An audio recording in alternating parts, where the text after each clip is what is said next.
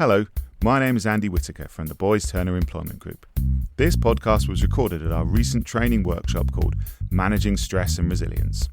The aim was to look at how we can manage not just our own stress and stressors, but also how we can build resilience into our teams, management standards and HR practices. The discussion was hosted by Emma O'Connor, Boys Turner's Head of Training for the Employment Group, with training provided by Geraldine Joachim from Mind Your Business, Employee Wellbeing Advisors.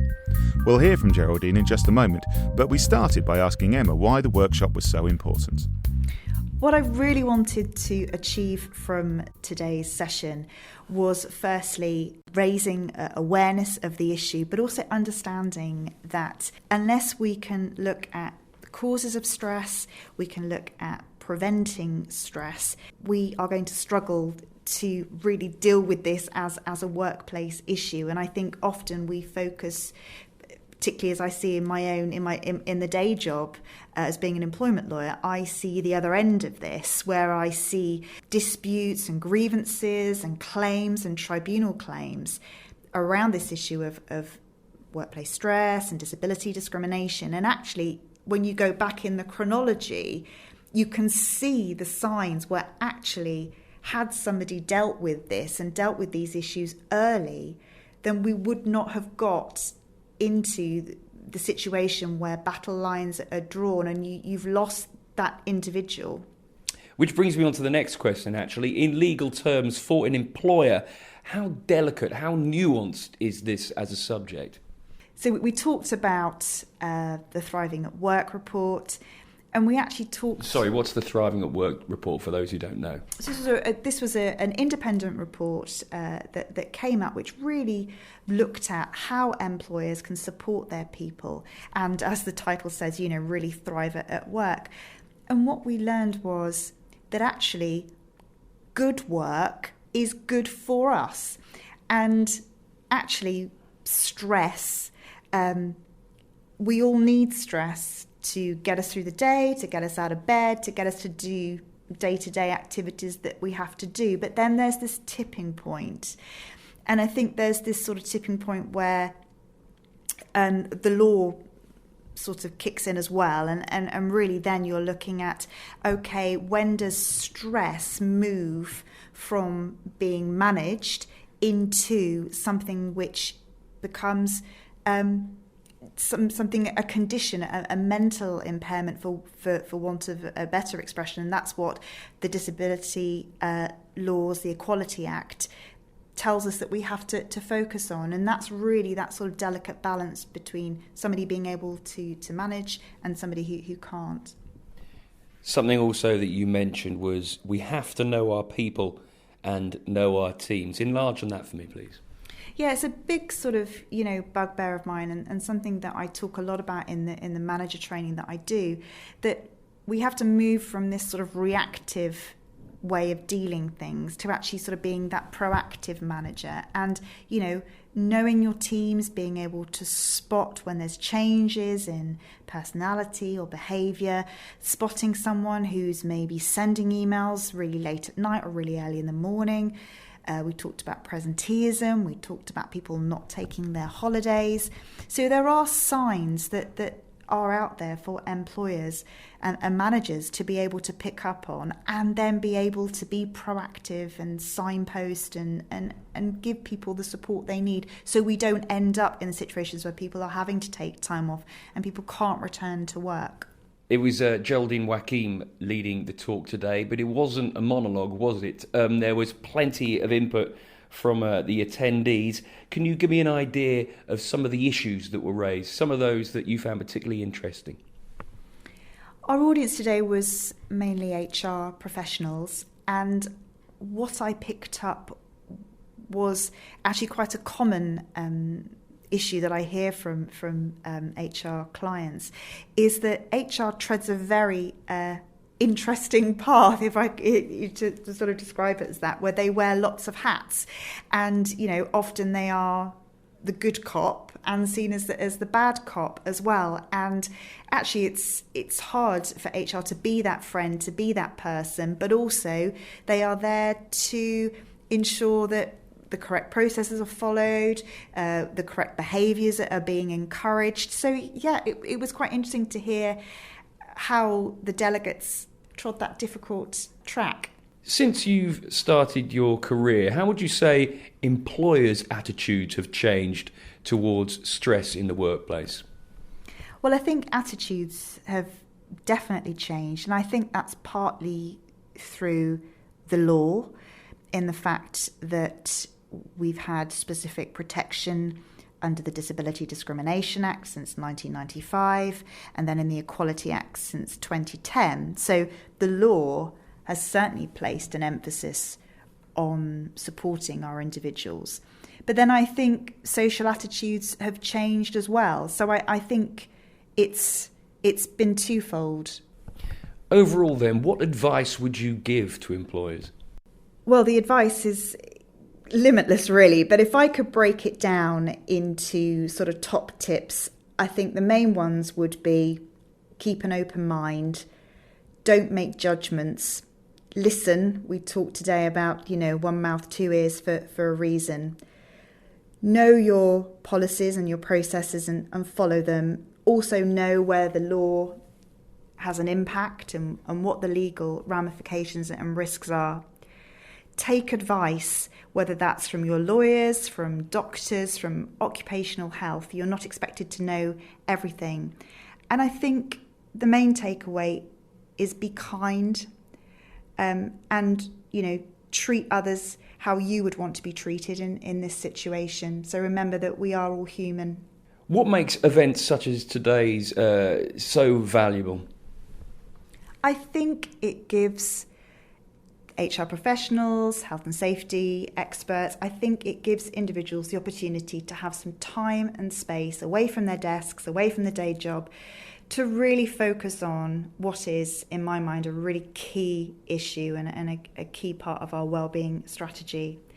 I think it's really important to meet other like-minded professionals, and with having somebody to lead the discussion to really help people focus and to share experiences, because we all share through knowledge.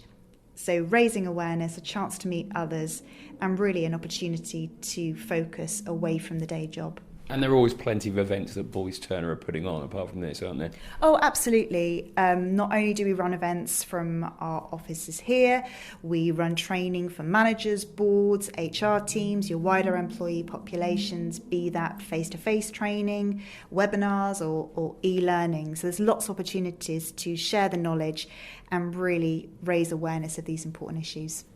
That was Emma O'Connor. During the workshop, attendees learned that one of the practical strategies when it comes to building resilience is to break the focus and step outside of the office. Delivering the advice was Geraldine Joachim from Mind Your Business, so we thought it would make sense to speak to her whilst in the fresh air of Forbury Gardens just next to our office. We started by asking her about management's role in helping employees with stress. So partly it's about looking out for changes. Generally, we get to know, as a manager, you get to know your employees, your staff really well. So any changes may indicate that there are issues. In that case, a lot of the time it is about approaching people with humanity, with care and understanding, seeing if they want help. One of the most important questions you can ask is, how can I help you?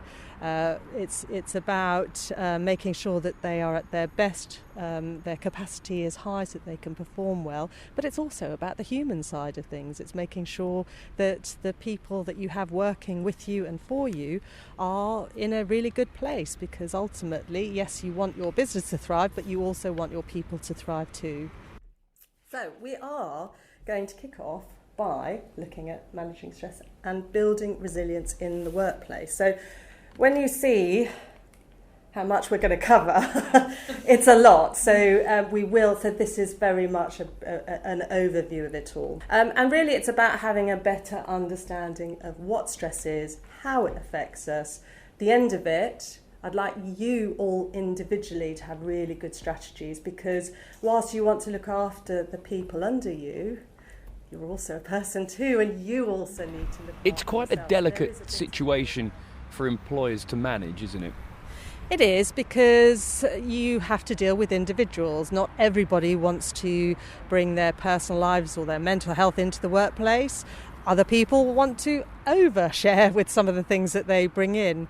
So it is a delicate balance between the two. And ultimately, whilst a company has a certain responsibility to support, to make sure that their employees are well and able to work, they also have, there is a line that is drawn. They can't make their employees make sure they're well. So there is a line between the two. It's probably apt to think about it as offering the tools, offering education, offering support, but you cannot make them take it up. Today's event, I suppose you could have held it as a one-on-one event if you like, but what was the benefit of having it with a small group of people like today? Having a group of people is so beneficial. People ask questions. You might find the person next to you asking a question that you had thought of but hadn't wanted to ask, or perhaps they were asking questions that you hadn't even thought of, and then you found the answer very interesting. Also, the interaction not just between the trainer and the attendees, but also between the attendees themselves is really useful. It gives you time to formulate your own plans, to see what other people are doing in their workplaces, which is always really useful. There are all manner of things that can cause stress in the workplace. You went into quite a few of them. A couple I'd like to pick up on, though. One of them is poorly defined roles. Tell me a bit about that. So if you're unsure of what your role actually is in the workplace, that can really cause some issues. It may be that you feel unconfident in the kind of work you're doing. You're unsure of the boundaries. It may be that you end up overstepping the boundaries, and then that impacts on someone else's role or their job. So that can cause quite a lot of emotional fallout. So having a really well-defined role, not without flexibility, because having flexibility is always important, but just so that people understand properly what their role is, what the parameters are, what's expected of them, what the standards are, all those kinds of things really help to bring security to that role, which is one of our intrinsic emotional needs. We need to feel secure in what we're doing, so that really helps. And relationships, the importance of relationships in the workplace when it comes to stress. Yeah, relationships, again, one of our absolute core emotional needs. We are, the human species thrives. We are hardwired to take part in relationships with others, to build community.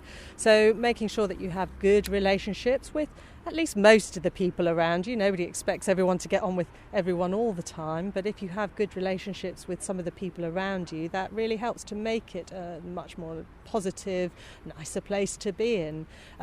Generally, people can do they can get through the more mundane or the harder aspects of work if they really feel part of a team and they're engaged and feeling that they're contributing really well.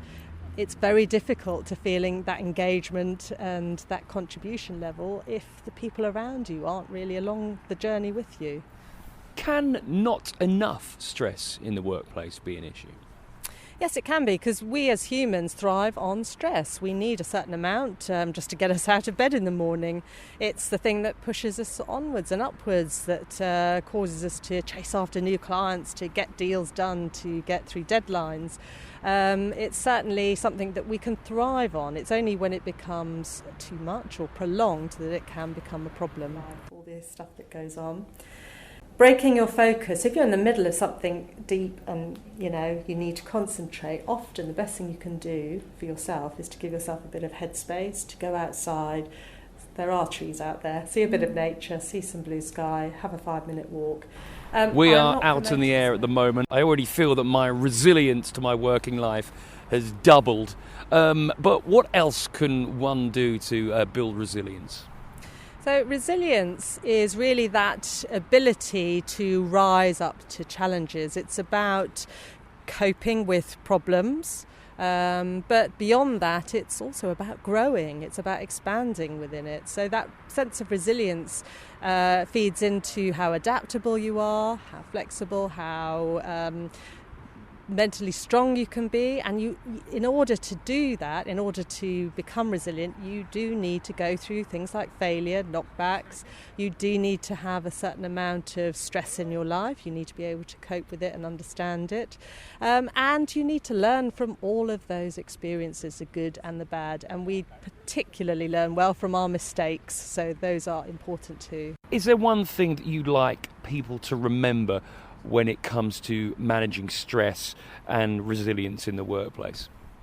Yes, I think it's really important that people reach for the joy, the good stuff, the pleasure in their life, because really no one wants to get to the end of their lives and just say that they coped through life.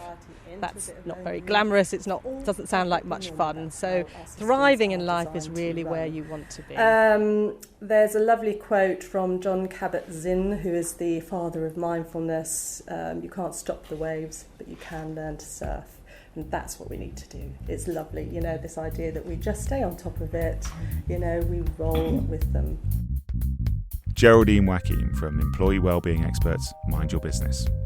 Thanks for listening to this podcast from Boys Turner. Remember to subscribe to us on whatever platform you use, and if you can rate and review us on Apple Podcasts, that would be much appreciated. Finally, keep an eye on our website, boysturner.com, for news about further events and also details about the work that we do.